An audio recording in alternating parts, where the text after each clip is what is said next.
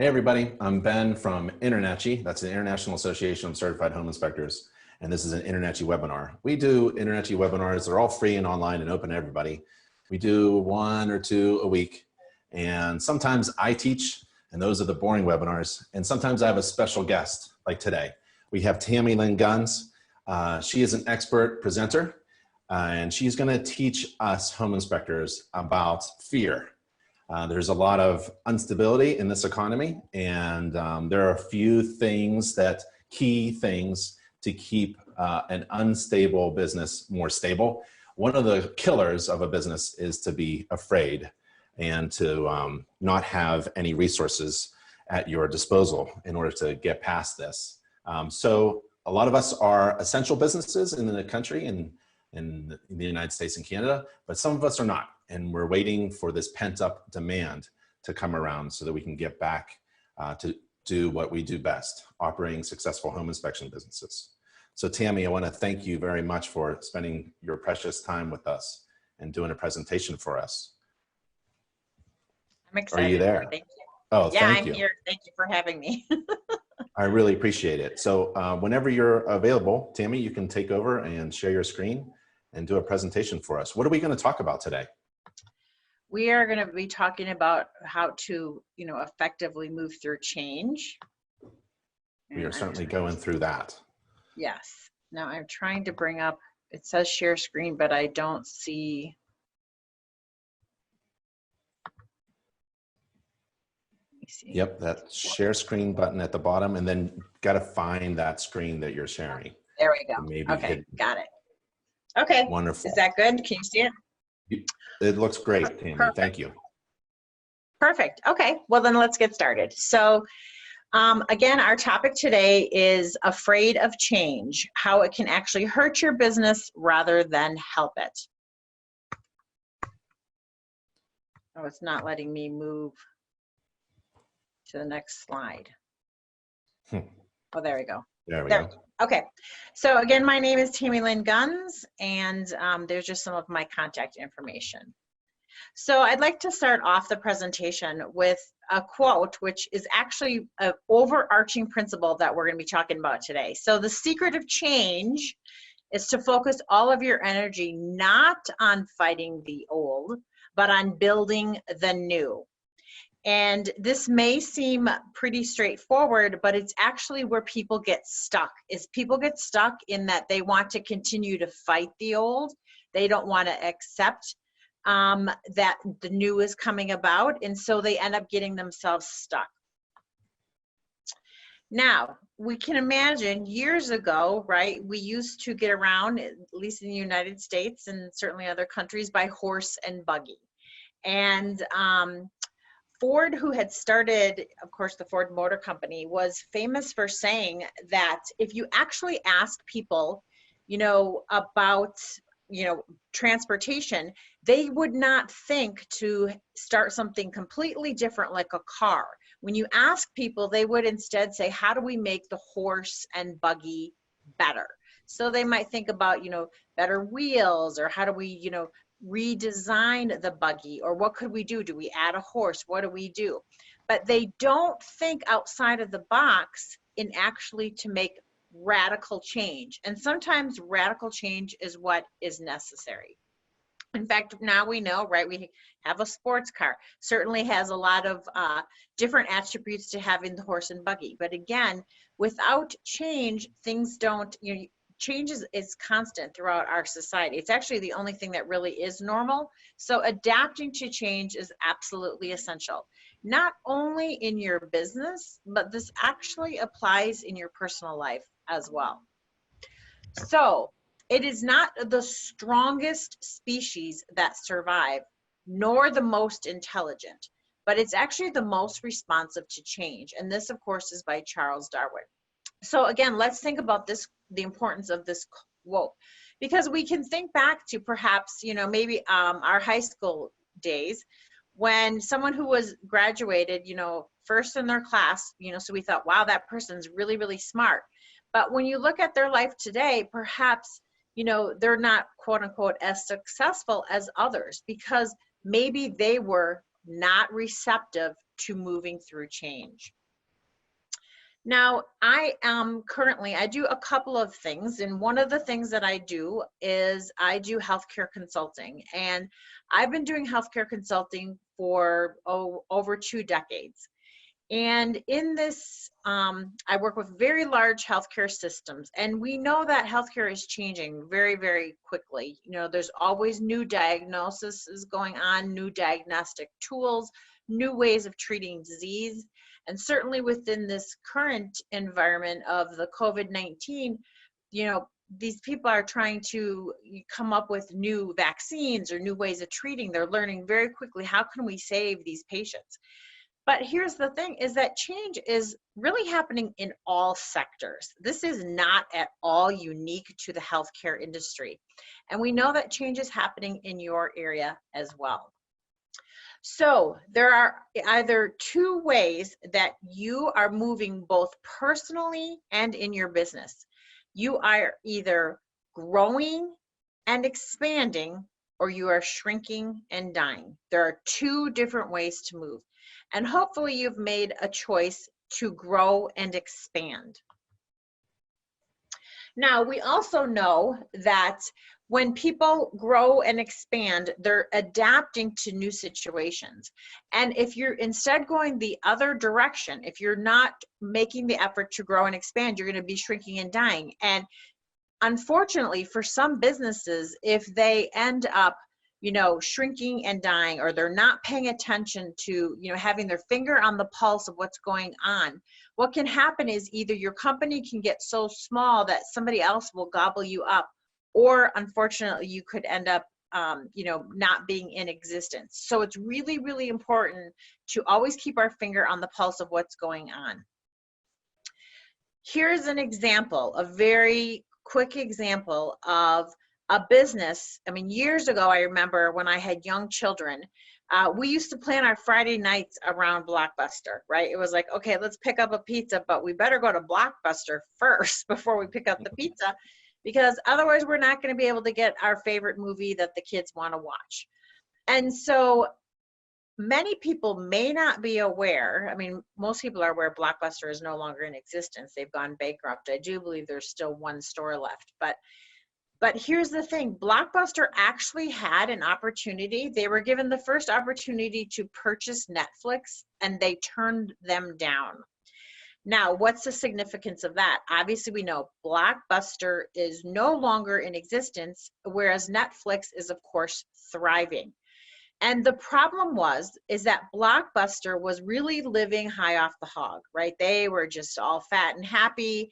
They loved their brick and mortar stores. They loved their model. They were #1, and they were not keeping their finger on the pulse of adapting to change. And so it's important because, again, you always want your business to be, you know, growing and expanding, and you don't want to end up like a Blockbuster. You'd prefer to be the Netflix that's, you know, aware of what's going on in the marketplace.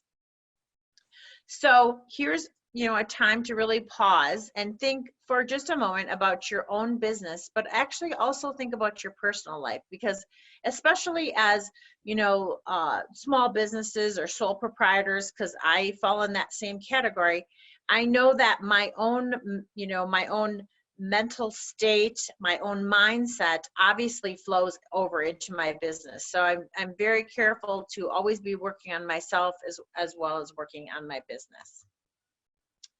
And certainly we know our own competition, right? We're very familiar with our own particular marketplace and what the competition is and where the business is. But again, what just happened with COVID-19, right? You have something that happened that disrupts an industry, and it was something that came out of the blue, or seemingly came out of the blue, right? So now we have to be able to adapt to this particular change. So here is a slide of pie. Of course, it looks delicious, but that's not the reason I put it in there. The reason I put it in there is I just want to let you know that as a consultant, one of the things that I do, I actually think is incredibly easy. will go in, I'll assess the situation, I'll assess an emergency department, I'll go to an inpatient unit, I'll assess them, and the executives that hire me, I just write up a report and I say, okay, here's what you should be doing. Here's the key performance indices you're not hitting, and here are ways to do that. And then I hand them the report and then I leave. So let me tell you something. I also get hired once I give them a report to actually make those changes. And implementation is actually way harder than just making recommendations, because implementation requires action. And so we'll see how this plays out as well as we continue throughout the presentation. So here's a really simple example. Let's say, some of you may out there have kids. Let's say you were hired as a consultant to go into somebody's home and say to them, oh, well, I did an assessment of your family, and yeah, your kids need to be eating more vegetables. Yeah, they need to be doing their homework, and yeah, they should be in bed at 8:30 p.m. every night. Here's your report. Can I get paid? See ya, right? So it's a lot easier to actually just tell people or to know what to do. But of course, we know it's actually much harder to do it. So knowledge, just having the knowledge to do something, that's an intellectual exercise, but we need action, right? We actually need action to move about change. Because again, if all you're doing is handing over the report that says, your kids should be eating more vegetables, your kids need to go to bed at 8:30 p.m. sharp every night, and they need to be doing their homework, this is what happens, right? So you really want to instead, equip people with tips and tricks and tools that will actually help them, right? Versus just telling people. So I'm really hoping that you're going to get some great tips and tricks and tools that you can use as well. So let me just tell you very quickly a little bit about some of the change I've had to move through in my life. This was several years ago. I was married for a period of about 16 years, and at the time, I had 3 children, and my then husband, he came home and he said to me honestly, nonchalantly and out of the blue, so I'm done being married to you, and I know how much you love the kids, so you can have them. And then he ran off. So talk about abrupt change that happened in my life.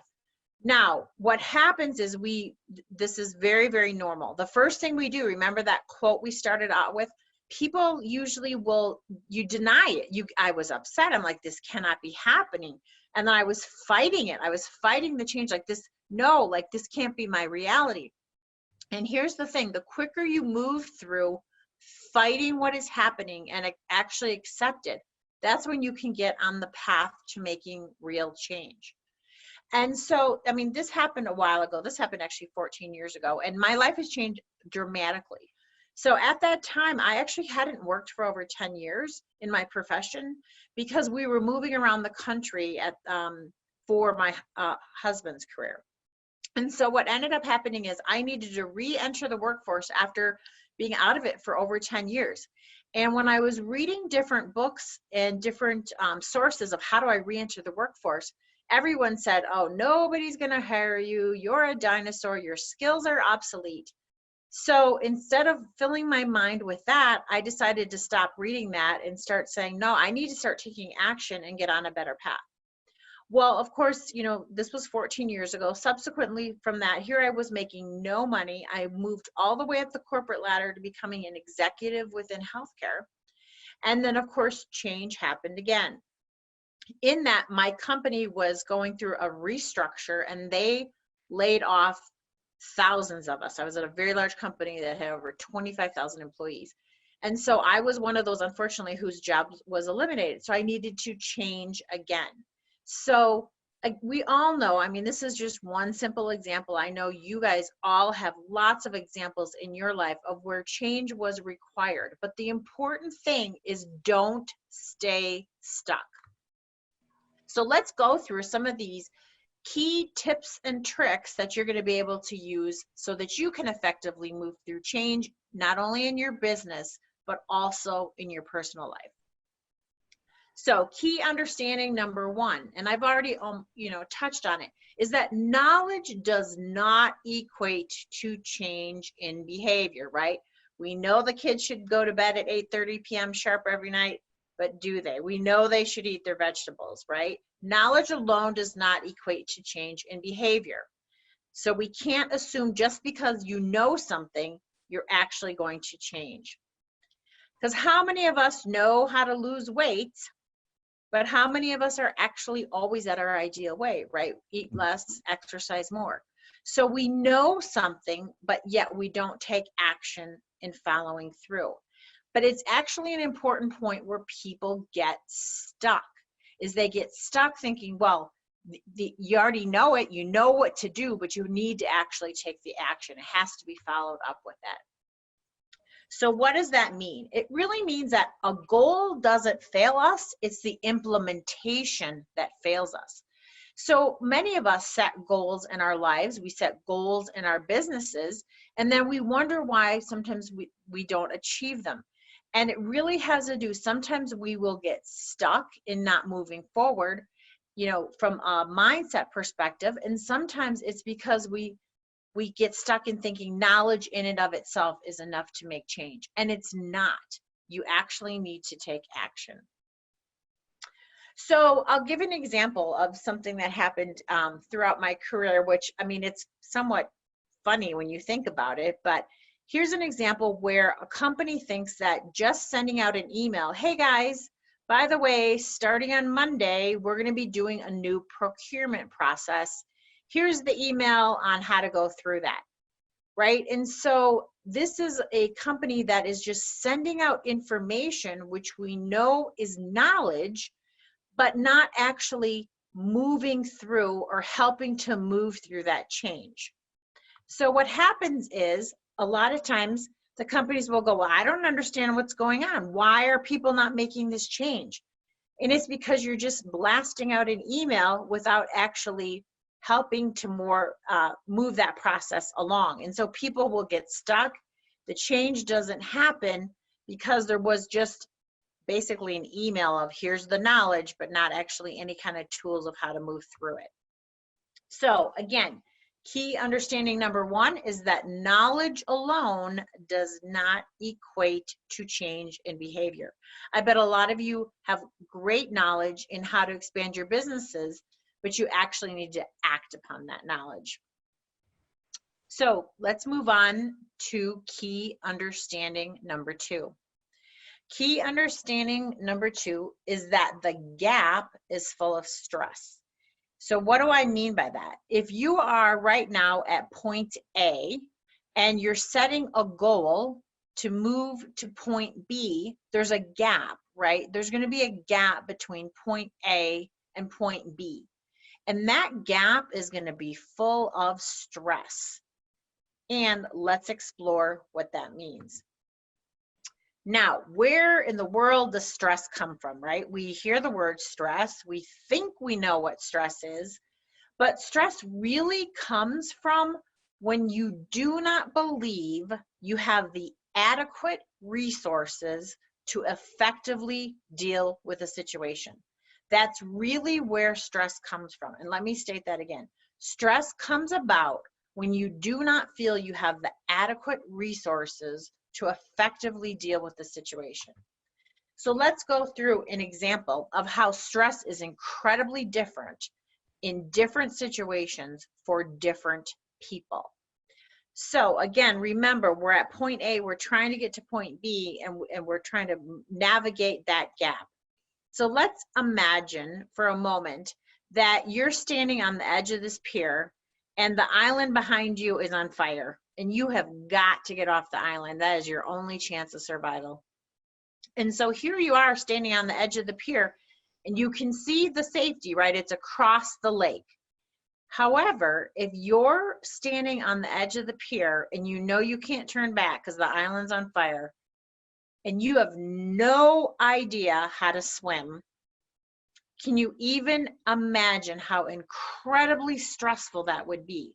So now your stress levels have just gone through the roof because you feel you do not have the adequate resources to effectively deal with the situation. Now imagine for a moment somebody comes up and throws you a life preserver. Your stress levels will go down, right? Because now you think, okay, at least I'm gonna float. I don't know how to swim, but at least I'm gonna float. Or if there's more resources, maybe somebody in a boat comes by and picks you up at the end of the pier. Again, your stress levels will go down because you feel you have the adequate resources to effectively deal with the situation. Or imagine you're Michael Phelps, right? I mean, oh, right. You're standing on the end of the pier. You're thinking, hey, this is fun, right? This is no problem for me. I have zero stress, absolutely zero stress, because I can swim across this lake multiple times, no problem, right? So here you've got different people are going to have different stress levels when faced with the exact same problem, because it's based on what are their resources and what are their skill sets, right? Michael Phelps, no problem. If it's you on the end of the pier and you have no idea how to swim, that's really scary, right? You're navigating the gap and it has stress. So the important thing to remember, again, is that some people are going to react very, very different to stress, even when faced with that same situation. Maybe you have an employee who loves moving through change. They don't have problems with that. Or some people, you know, it will set off their stress levels. But remember, some people are like, oh, I'm so excited. Like if you're Michael Phelps, this is great. I welcome this challenge. This is like a walk in the park. So stress levels can vary depending on the situation and depending on what your resources are. So key understanding number 2 is that the gap is full of stress. Recognize that. Recognize when you're going from point A, you're going through change, to point B, there is going to be stress, and how can you effectively manage that stress by getting adequate resources. The next key understanding is that imagined stress is just as real as actual stress, okay? This is really key to understand.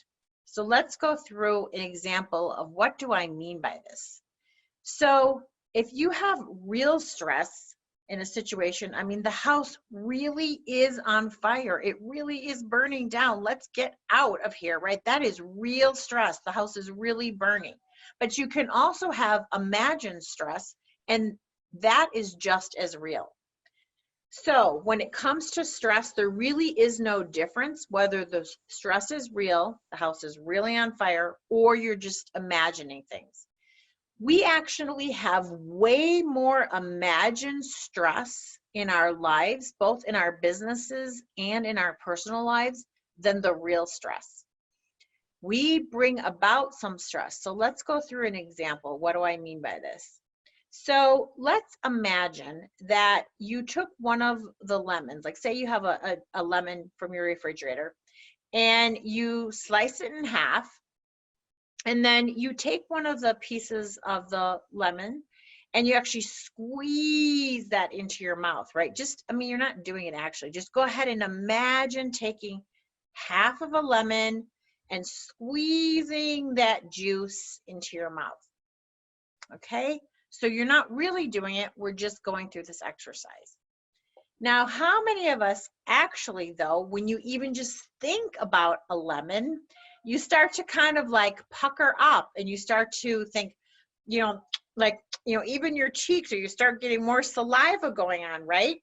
And this is just from an imagination. You're not actually sucking on a lemon. You're just thinking about sucking on a lemon, and yet you can have a physiological response to an imagined situation.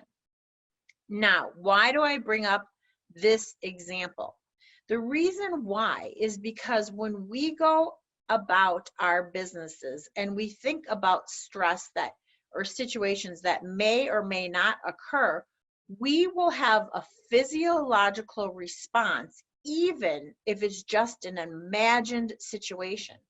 And so we can artificially increase the stress response in our systems just by sitting and not literally doing anything. I mean, so the important thing to remember is stop sucking on imaginary lemons.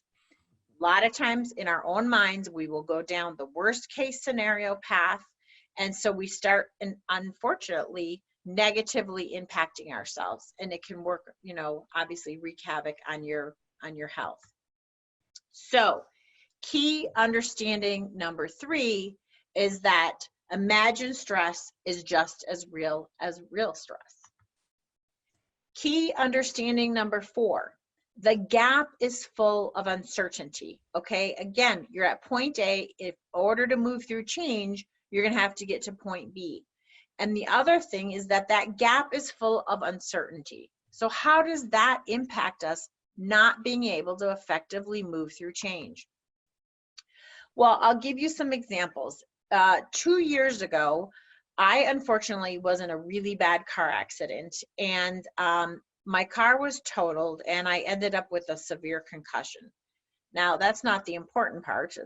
The important part is when I went through these concussion protocol clinics, I learned a lot about our brains and how our brains function. And so that's what I'm going to share with you today. So our brains like certainty. Our brains like to know what to do. We are actually wired to not like uncertainty. We like to know what's going on because we can count on it. In fact, our brains love it when it's boring, like we don't have to learn anything new. Now, why would that be? Why would our brains like something that is absolutely predictable? And the reason why is because we fire in our brains. There's neural networks that fire. And so when we have information that we already know, those neural pathways in our brain, it's almost like going down a dirt road that you've gone down many, many times, and you start to get ruts in the road. Well, that's the same thing with our brains. When you do something again and again and again, that's a known pathway. And it's so well known that you could literally fall asleep at the wheel and you're still going to get there, right? Our brains love that because we're like, okay, been up and down this path a lot. I know this is safe. I've been up and down this road many, many times, nothing to worry about. Or if there are, I already know about the turns I need to slow down on. So our brains like that because we feel safe. And when you navigate into an area of uncertainty, that's where we have to be on heightened alert. So our brains will literally go, warning, warning, we're venturing into uncharted territory. So our brains have to now sit up and take notice to ensure the safety of us. And so this is why, and we all know change requires you to go to this place, doesn't it? If you go to a known place, those are the ruts in the road. That is the road you've traveled up a million times, and your brain's like, no problem. But if you're going to change and do something different, now your brain is resisting and it's saying, oh, wait a minute, I got to be on heightened alert here. I need to pay attention because am I safe? So this is really normal. Anytime you go through change, you're going to be on a heightened sense of alert because your body is scanning the environment for safety. Right? In the old days, right, it would be, oh, is there a tiger out there? What do we have to see? Is the tiger going to pounce? Whereas, nowadays we're looking through change through what we would seem physically safe. But again, remember that lemon, how our body is going to react even to an imagined situation. Our bodies want to know that we're going to be safe when we go through change. So of course we don't function anymore out in the environment. We're not looking for that tiger and which tree is he gonna, pounce from. We work, in sophisticated society, right? Or, supposedly, right? We function in that. And so we on the outside can appear really calm, cool, and collected, but on the inside, we're going crazy because our bodies are really checking, our minds are checking for safety. And again, this happens when we move through change, when we go through something that is uncertain. We actually like certain misery over the misery of uncertainty. And you may think, well, how could that be? Why would I choose certain misery? But it's actually far scarier for us. It's far more miserable for us to go to an area of uncertainty. So again, this is just recognizing that so that we can move through it.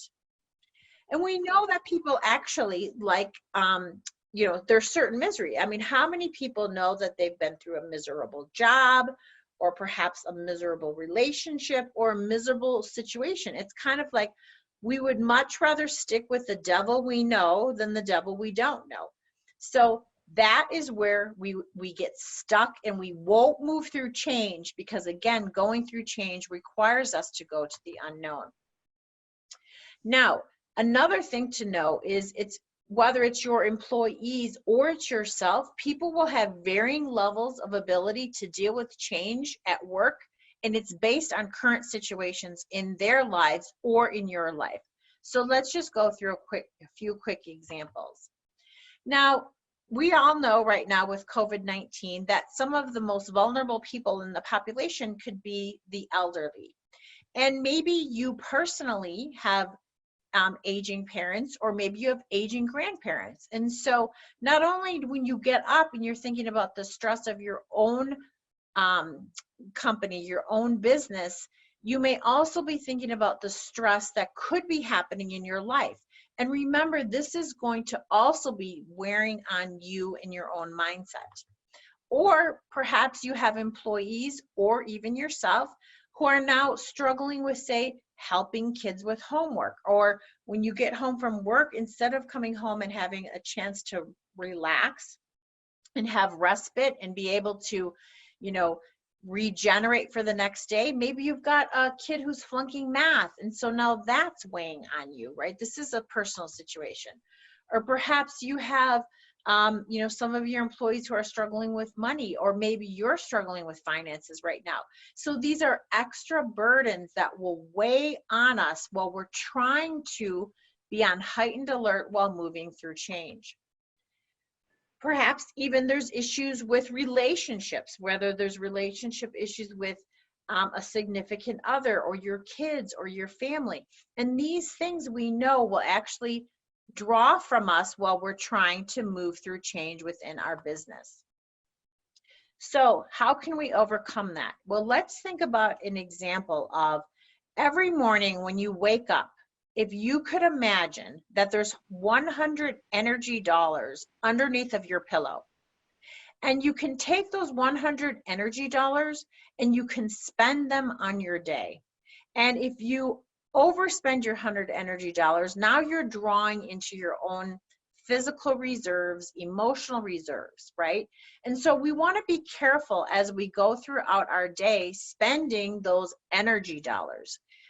So we know that, as your company is moving through change, you also have to recognize that there could be other strains on those energy dollars, as I indicated, whether it's financial or, situational, and people having to do homeschooling now and all of that. So it's just to recognize that we really have a lot that could be pulling on us. So understanding number 4 is that the gap, again, going from point A to point B, is full of uncertainty. And we are naturally wired to be on heightened alert during uncertainty. Key understanding number 5 is bailing out too early. What do I mean by this? If you're going from point A to point B, some people will bail out before they actually get to point B. Now, there's a cartoon that I used to watch growing up, and I'm sure many of you watched this as well. And it was the cartoon of the tortoise and the hare. And as a kid, I remember thinking, ugh, I do not like this cartoon. This is so silly. Of course, the hare is way faster than the tortoise. This doesn't make sense. The only reason the tortoise beat the hare is because the hare fell asleep under the tree and lost sight of the finish line. I mean, this is so silly. I don't even get this cartoon. But now, as an adult, let me tell you, I think this is brilliant, okay? Why do I think this is brilliant?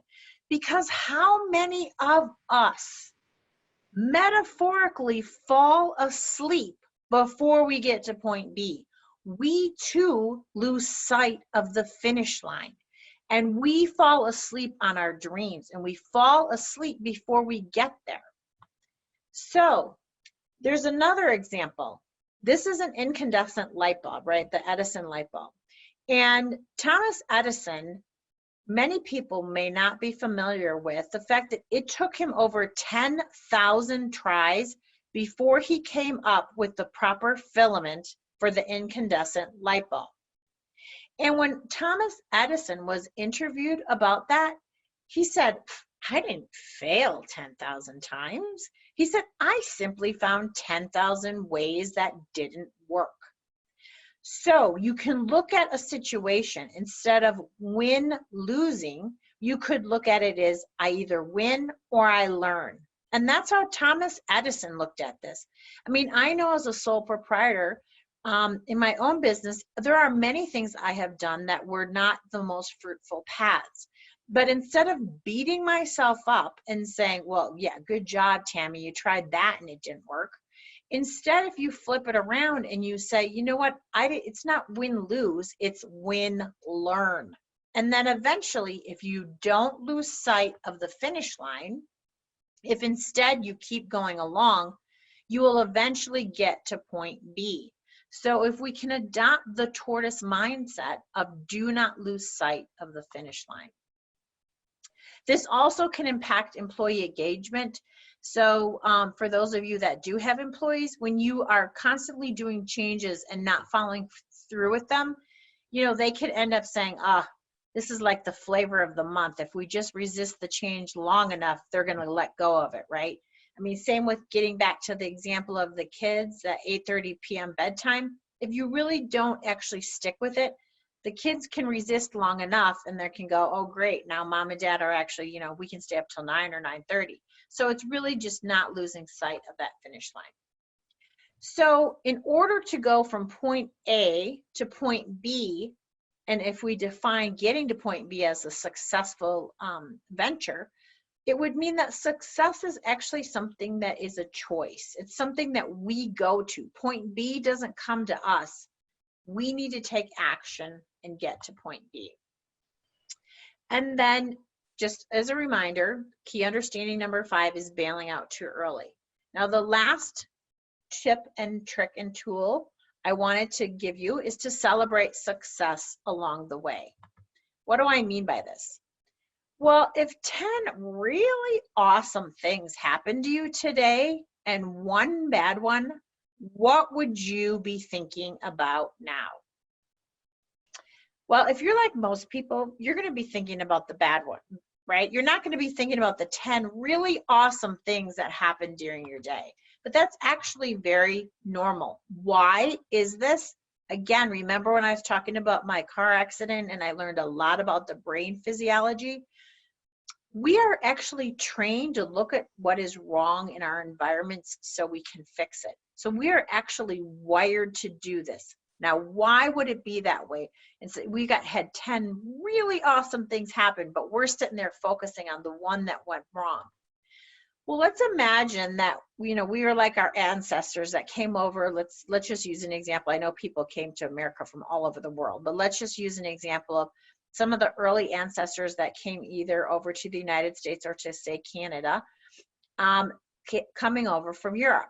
So let's say you're on the ship and, you know, there's some really awesome things that happen. You know, the chef made an awesome breakfast and There's this beautiful sunset, but there's a hole in the hull of the ship. Well, do you think you're going to be sitting around and talking about how awesome breakfast was? Yeah, the chef really, nailed it this time. Or you're going to be talking about how beautiful the sunset is? Of course not.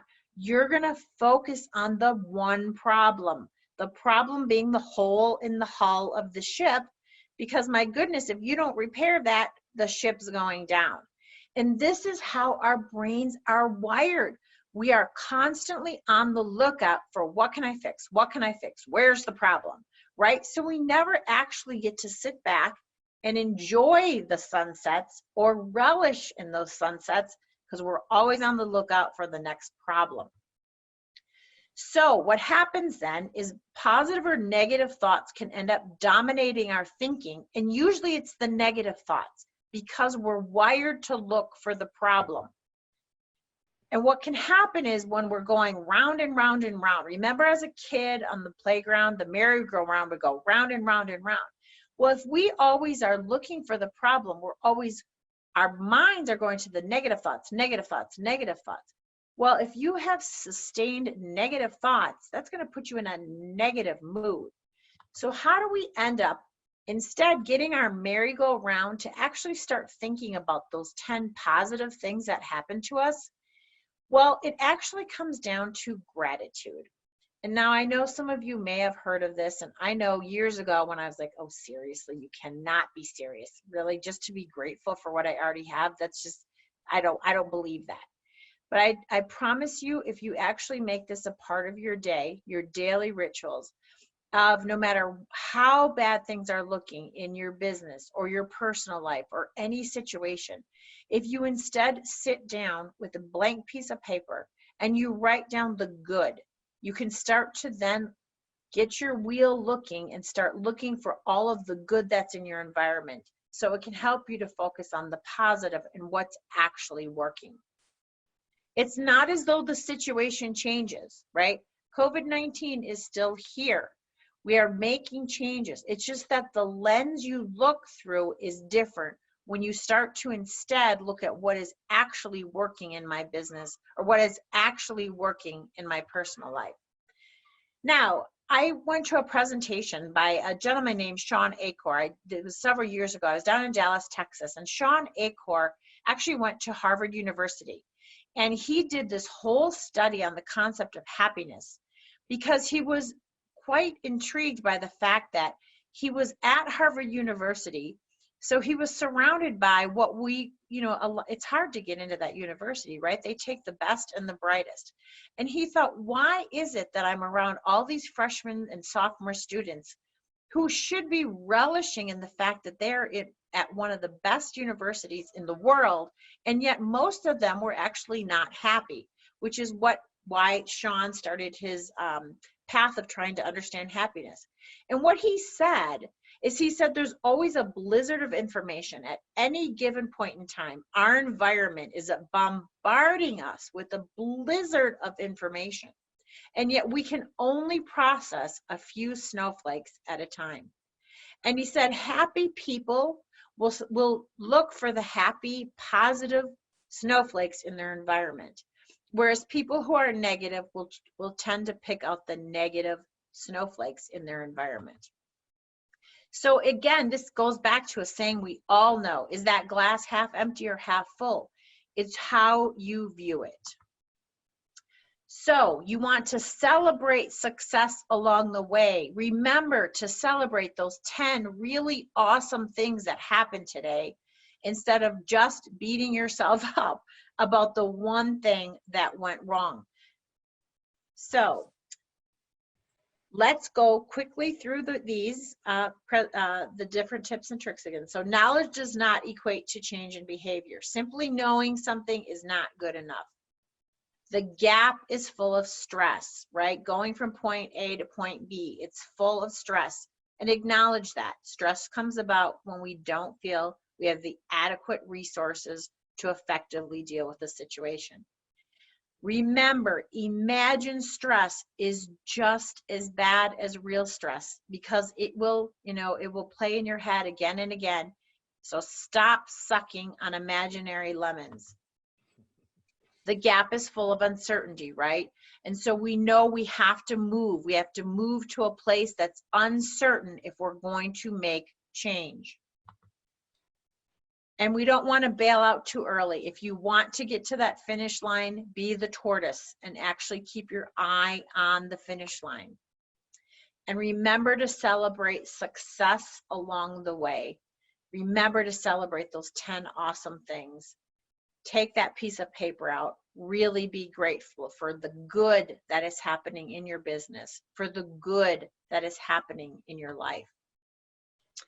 And I end all of my presentations by this statement, which is, I want you to always remember that you are worthy, you are lovable, and you deserve goodness in your life. A lot of us don't stop to really think about that we are worthy, we are lovable, and we deserve goodness. And if you can pause and imagine that and remember that saying, that's, you know, my gift to you. I love that statement. And again, I am Tammy Guns. And thank you very, very much. I appreciate that you spent some time with me. Thank you.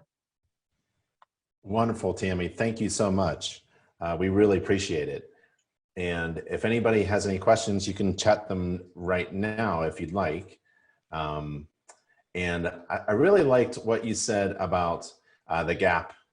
And, you know, in an uncertain time, like we have in this economy and environment, there is a lot of unknowns. And so I really enjoyed what you said about filling that gap with not just knowledge, but doing something with that knowledge. So at InterNACHI, we're always telling our home inspectors to get ready for the pent-up demand for their services. And so it's kind of like taking care of a snowflake at a time. You know, doing a little bit of work on your business and every day working on your business, every little piece of it, and finding success in every little piece, and really having a plan to get all the way to the end, point B. So I really enjoyed that presentation and filling in that gap with things to do, basically. So you're always looking for maybe not the big hole in your ship, but the little holes and some other maintenance items in your business. Work on your marketing, business strategies, and your home inspection report. And there's always training to take in order to develop yourself. So yeah, that really helps combat the fear of this type of situation that we're all in. So thank you very much for that. I really appreciate it. Oh, you're welcome. I'm Tammy, really hoping somebody got at least something out of it that they can use in their lives or their businesses. It was really nice. And we also have a mentoring program for our inspectors so that they can talk to other people. And you are certainly a mentor, a coach, and a really great person to listen to. So I really thank you again for your time and presenting to us and sharing what you know. Thank you again. Thank you. You have a great day. Bye, Tammy. Bye, everybody. See you next time. Bye.